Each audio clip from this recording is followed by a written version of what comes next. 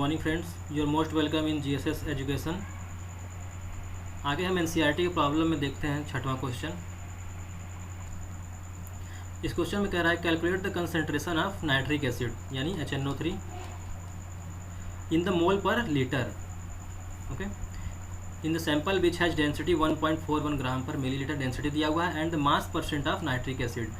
Nitric acid का मास percent दिया है 69% और डेंसिटी दिया हुआ है, और हमसे पूछ रहा है concentration of nitric acid in mole per litre, यानी इससे हमारा मोल निकल जाएगा और इससे हम लीटर यानी वॉल्यूम निकाल लेंगे। अब देखते हैं कि वो कैसे निकालेंगे। ठीक है, तो मोल निकालने के लिए पहले हम नाइट्रिक एसिड का मोलर मास निकाल लेते हैं, क्योंकि मोल बराबर होता है गिवन मास अपन मोलर मास। तो यहाँ पे गिवन मास तो है नहीं, यहाँ पे बस मास परसेंट दिया है, तो हम उसी से हम मोल निकाल लेंगे। ठीक है, तो पहले हम HNO3 का मोलर मास निकालते हैं। तो हाइड्रोजन का मास होता है 1, नाइट्रोजन का होता है 14 प्लस ऑक्सीजन का होता है 16, और यहाँ पे 3 एटम है ऑक्सीजन के, इन तीनों को ऐड कर देंगे तो हमारा आ जाएगा 63 ग्राम पर मोल। ये आ गया मोलर मास। ठीक है, और आगे हमें दिया है कि ये जो मास परसेंट जो है वो 69 ग्राम यानी 69% है, तो इसे हम ले लेंगे 69 ग्राम, यानी गिवन मास हमारा हो जाएगा 69 अपॉन मोलर मास 63। यहाँ से जब हम इसे डिवाइड करके मोल निकालेंगे तो वो हमारा आ जाएगा 1.095 मोल, यानी 1 के आसपास आएगा। ठीक है, तो ये हमारा मोल निकल गया 69% का। ठीक है, अब हम देखें कि हमारा जो 100 ग्राम का सॉल्यूशन है वो वॉल्यूम कितना ऑक्यूपाई कर रहा है। इसमें दिया है 1.41 ग्राम पर मिलीलीटर, यानी 1.41 ग्राम जो है दैट्स इक्वल टू 1 मिलीलीटर।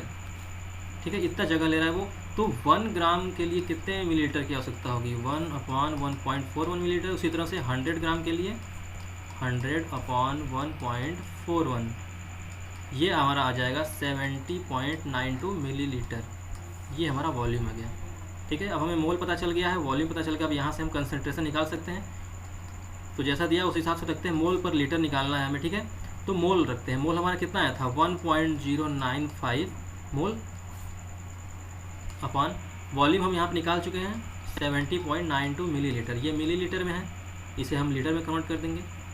ठीक है,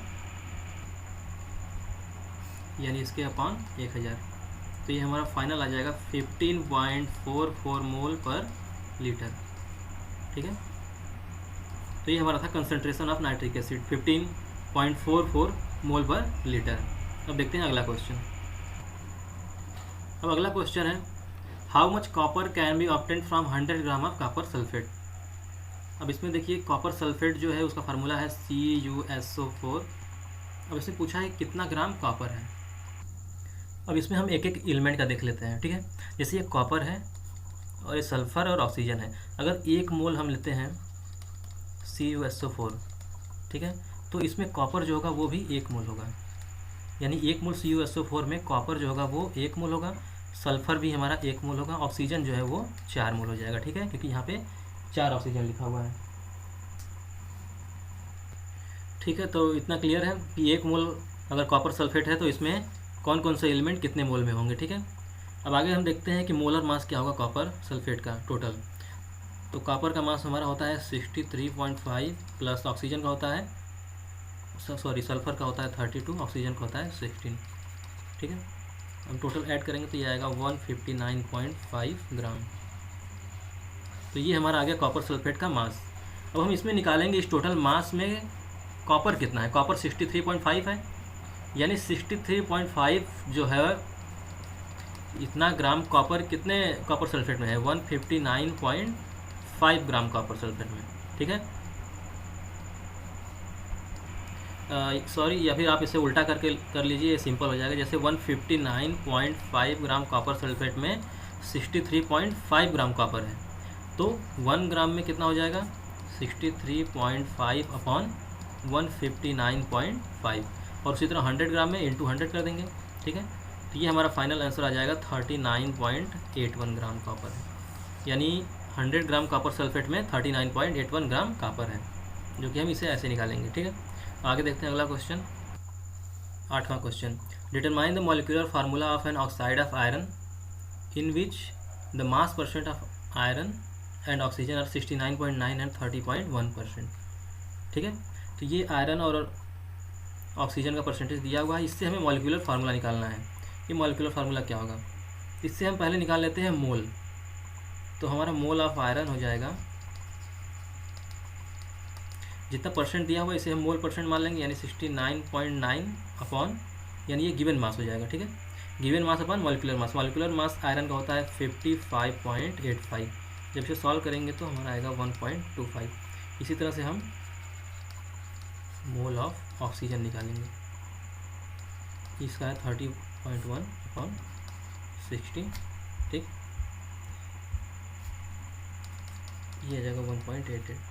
अब इन दोनों का हम रेशियो निकाल देंगे, 1.25 रेशियो 1.88, तो ये आ जाएगा 1:1.5। अगर इसे हम होल नंबर में चेंज करेंगे तो ये आ जाएगा 2:3। यानी यहाँ से हमारा जो फार्मूला निकल के आएगा वो आ जाएगा Fe2O3। ये जो है वो आयरन का है, ये ऑक्सीजन का। ठीक है, तो उसके साथ हम लगा देंगे, तो ये हमारा मॉलिक्यूलर फार्मूला निकल के आ जाएगा। ठीक, अब इसमें ये हमारा आ गया है एम्पिरिकल फार्मूला Fe2O3। अब इससे हम निकालते हैं एम्पिरिकल फार्मूला मास Fe2O3। ये हमारा एम्पिरिकल फार्मूला आया है।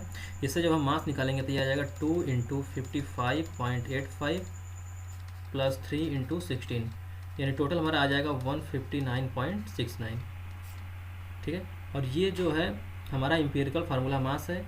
यहाँ से हम n की वैल्यू निकालेंगे, तो n की वैल्यू बराबर होता है molar mass upon empirical formula mass. ठीक है, ये आप पढ़े होंगे आगे। ये 159.69 अपॉन 159.7 ग्राम। जब इसे सॉल्व करेंगे तो ये लगभग 1 के बराबर आएगा। और n फैक्टर यानी n की वैल्यू अगर 1 है तो इसका मतलब हमारा एम्पिरिकल फार्मूला और मॉलिक्यूलर फार्मूला सेम है। ठीक है, अगर 2 होता तो ये 2 से मल्टीप्लाई हो जाता है, तो इसका फार्मूला हो जाता है Fe4O6। ठीक है, फिलहाल ऐसा नहीं है, बस यहाँ n की वैल्यू 1 है, तो इसलिए हमारा जो मॉलिक्यूलर फार्मूला आएगा वो आ जाएगा Fe2O3। ठीक है,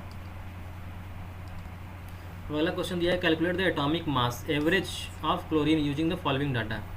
परसेंटेज नेचुरल अबेंडेंस दिया हुआ है 35, C का जो दिया है वो ये है 75.77, और इसका मोलर मास है 34.9689।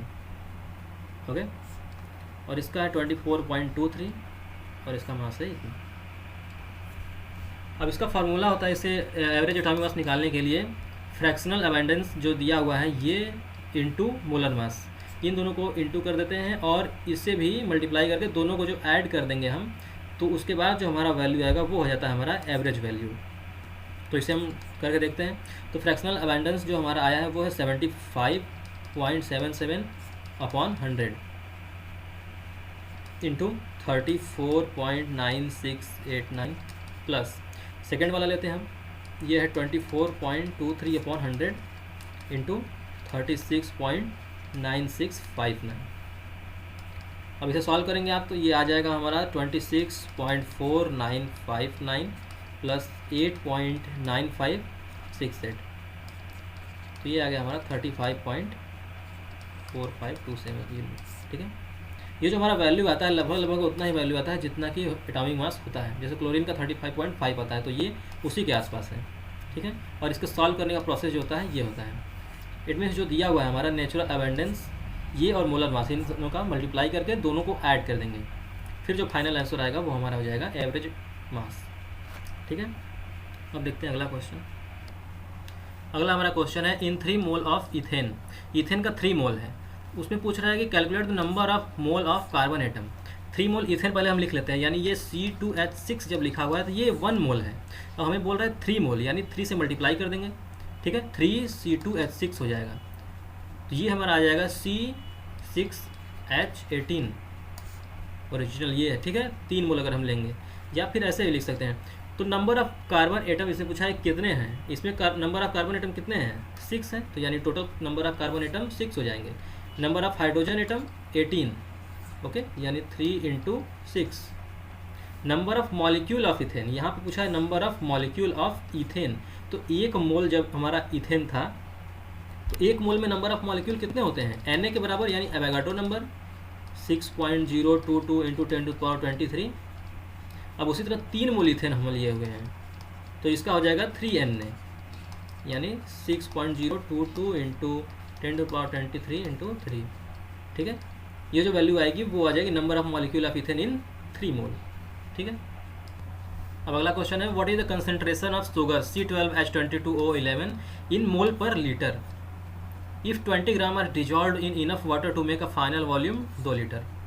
मास दिया हुआ है हमारा, वॉल्यूम दिया हुआ है, हमें पूछा है कि कंसंट्रेशन क्या होगा अगर 20 ग्राम को हम डिजॉल्व कर रहे हैं, ठीक है। तो मोल पर लीटर में निकालना है हमें, यानी मोलैरिटी। यहाँ पे शुगर दिया हुआ है तो हमें पहले मोल निकालना होगा। मोल निकालने के लिए हमें चाहिए मोलर मास, गिवन मास दिया हुआ है। तो मोलर मास निकालने के लिए हम शुगर के फार्मूले से मोलर मास निकाल लेते हैं, ठीक है। तो हमारा मोलर मास हो जाएगा, कार्बन मास होता है 12 और यहाँ पे कार्बन के एटम है 12 × 12 प्लस हाइड्रोजन का मास होता है 1 और यहाँ पे 22 हाइड्रोजन है, प्लस ऑक्सीजन का मास होता है 16, यहाँ पे 11 है एटम, ठीक है। तो ये हो जाएगा 144 प्लस 22 प्लस 16 176, ओके। ये टोटल आ जाएगा 342 ग्राम। ये हमारा आ गया molar mass of sugar. Given mass हमारा कितना है 20 है, तो 20 ग्राम अपॉन 342 ग्राम पर मोल इक्वल टू हमारा आ जाएगा 0.0585 मोल। हमारा कंसंट्रेशन निकालना है मोल पर लीटर में। यहाँ पे 2 लीटर दिया हुआ है, 2 लीटर से डिवाइड कर देंगे, 0.02925 मोल पर लीटर, सॉरी ये हो जाएगा मोल पर लीटर, ठीक है। तो ये हमारा कंसंट्रेशन आ गया। और next question is if the density of methanol is 0.793 kilogram per litre, what is the volume needed for making 2.5 litre of its 0.25 molar solution. तो इस तरह का प्रॉब्लम करने के पहले एक फार्मूला हमारे माइंड में आता है, वो आता है M1V1 = M2V2, ठीक है। इसमें हमारा M2 जो है ये हो जाएगा, V2 ये हो जाएगा, हमें निकालना है V1, ठीक है। यहाँ पे क्या फाइंड करना है, what is the volume needed for making this concentration, okay. तो हमें वॉल्यूम फाइंड करना है और हमें ये दोनों यहाँ पे दिख रहा है, लेकिन ये M1 जो है वो इससे निकालना है हमें। तो हम इससे अब M1 निकालते हैं, फिर इस फार्मूले में रख के V1 निकाल देंगे, यानी कितना वॉल्यूम चाहिए, ठीक है। तो हम M1 निकालने के लिए हम देखेंगे यहाँ पे दिया हुआ है 0.793 किलोग्राम पर लीटर, ठीक है। और यहाँ पे दिया हुआ है मिथेनॉल, तो मिथेनॉल का पहले हम निकाल देंगे मास। मिथेनॉल का मोलर मास कितना होता है, वो होता है 32 ग्राम पर मोल। इसे हम केजी में कन्वर्ट कर लेंगे, यहाँ पे भी केजी में दिया हुआ है तो इसे हम केजी में कन्वर्ट कर लेते हैं। तो इसके लिए कुछ करना नहीं है, सिंपली 1000 से डिवाइड कर देंगे, तो ये हो जाएगा 0.032 kg पर मोल, और ये है kg पर लीटर, ठीक है। तो अब हम निकालते हैं मोलैरिटी ऑफ मिथेनॉल, जो हमें चाहिए M1। तो ये हो जाएगा molarity equal to mole of solid, यहाँ पे हम डेंसिटी लिखेंगे 0.793 kg पर लीटर अपॉन 0.032 kg पर मोल, कैंसिल हो जाएगा और ये हमारा आ जाएगा मोल पर लीटर। कंसंट्रेशन हमारा आ गया, मोलैरिटी यानी M1। अब हमें बस इसमें वैल्यू रखनी है और V1 निकाल देना है। ये हो जाएगा 24.78 इंटू V1 = 2.5 इंटू 0.25, ओके। यहाँ से हमारा V1 आ जाएगा 25.22 मिलीलीटर।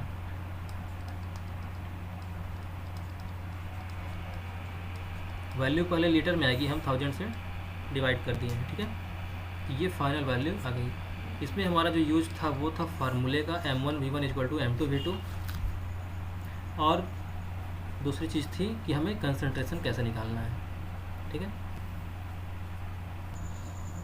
हमारा अगला क्वेश्चन है, pressure is determined as force per unit area, यानी प्रेशर का फार्मूला जो होता है वो होता है F/A, ठीक है।